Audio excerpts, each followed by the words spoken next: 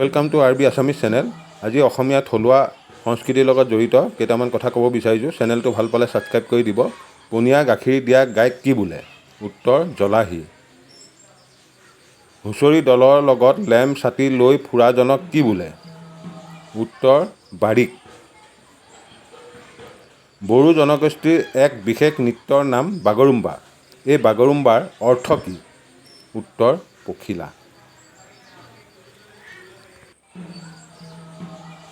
মাধৱদেৱৰ নাটসমূহক কি বোলে? উত্তৰ ঝুমুৰা।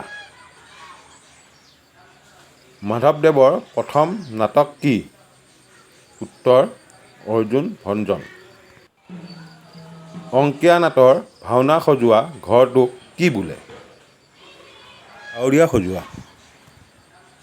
উত্তৰ চুঘৰ। কোনে মোহনদাস কৰমচাদ গান্ধীক মহাত্মা আখ্যা দিছিল?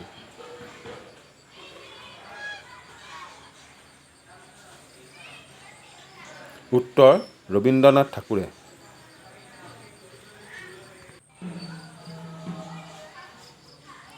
কুইজ শব্দটো কোনজন ব্যক্তিৰ ছদ্মনাম?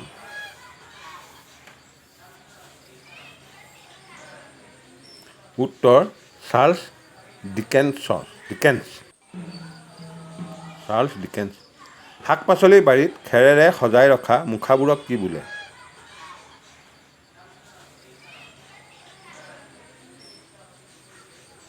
উত্তৰ চোঁ।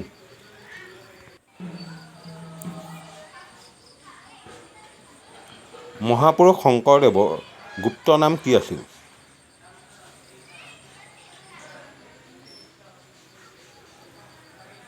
উত্তৰ গংগাধৰ।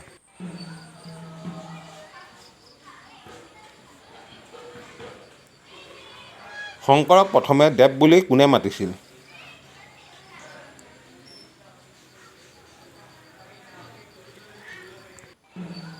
উত্তৰ মহেন্দ্ৰ কন্দলীয়ে।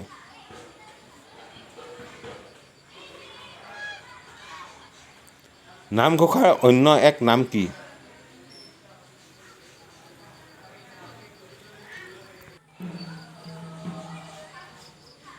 উত্তৰ হেজাৰী ঘোষা।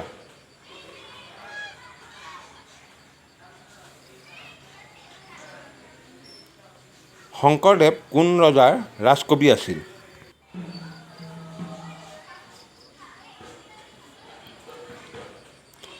উত্তৰ কোচ ৰজা নৰনাৰায়ণৰ।